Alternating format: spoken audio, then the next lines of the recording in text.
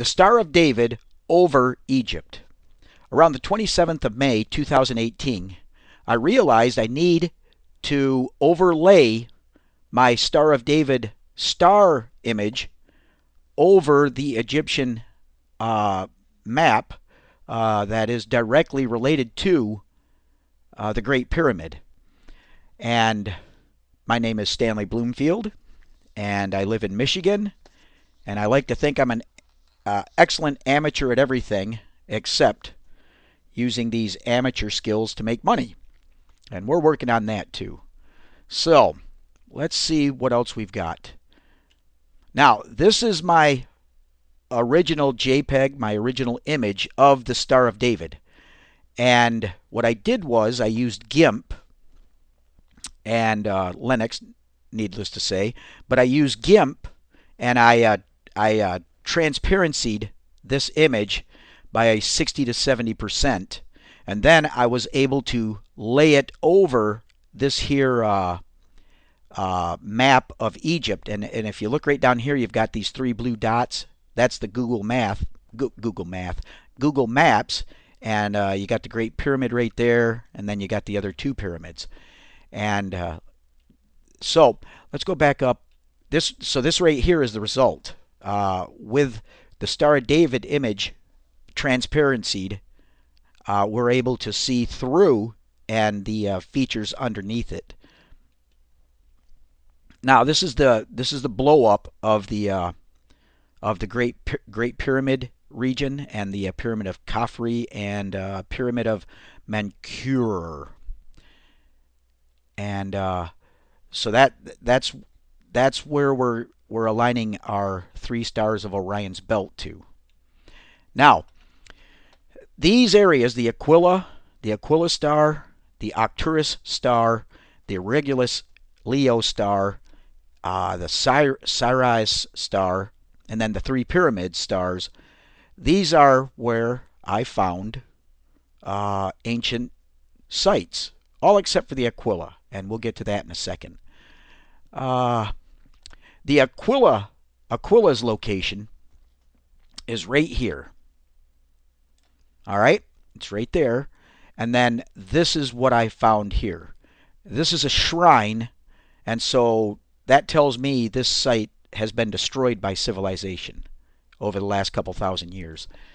And obviously, I believe the shrine is there to honor what was there. Went too far on my mouse wheel. Now the Arcturus's location is right here, and it's right there on the map. And this is what comes up when you zoom in on that dot with Google Maps and Google Earth. Now Regulus's location is right here, and it's right there on the map. And then this is what you get when you zoom in with Google Maps and Google Earth on that dot. The Sirius location is right here, and you see how it aligns with the three pyramids of Orion's belt, and this is what you get. Now, I'll hold off on that one for now. So let's go to Orion's belt location, the three stars of Orion's belt, and right there's the three stars of Orion's belt, and then this is the image when you zoom in on it with Google Maps and Google Earth. Now, what I said I'll hold off on, for some reason Muslim countries are hiding or not allowing the world to see what's there with Google Maps and Google Earth. I wish somebody would ask them why, and then please reveal to the world what are in those locations. Now, 3-4 days ago, instead of H, it was 1, 2, 3, and 4. And now it's H.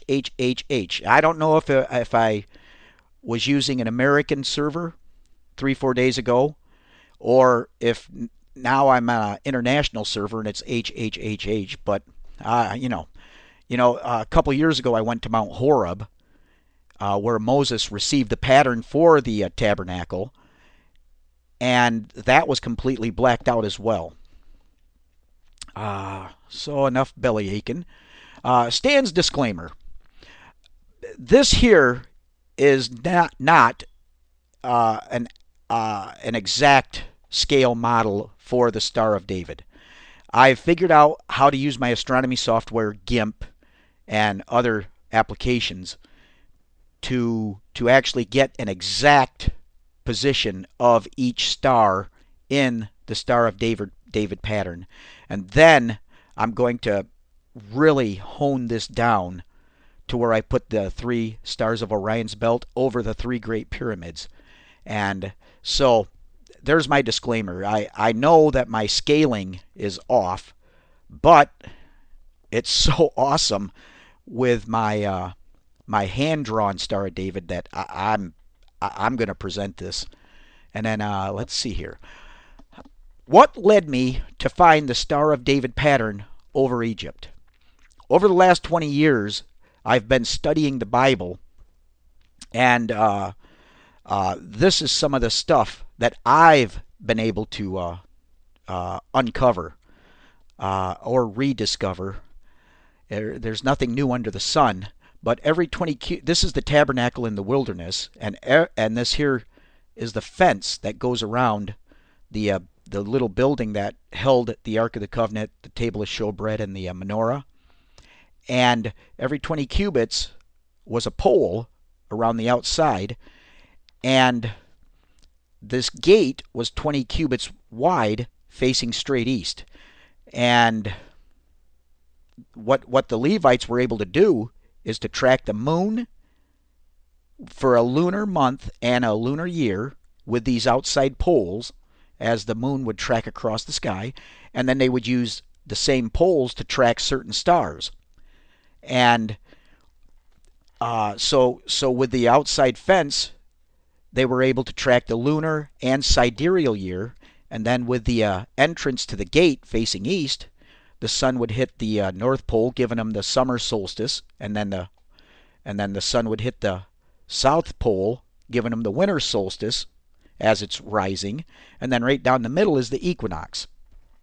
So, if my video about the Star of David and ancient Egyptian archaeological sites intrigues you, I invite you to go to thewholebible.net and watch the video on my landing page that talks about charts and graphs and other items that are in the book that are like the Star of David and the Ark of the Covenant.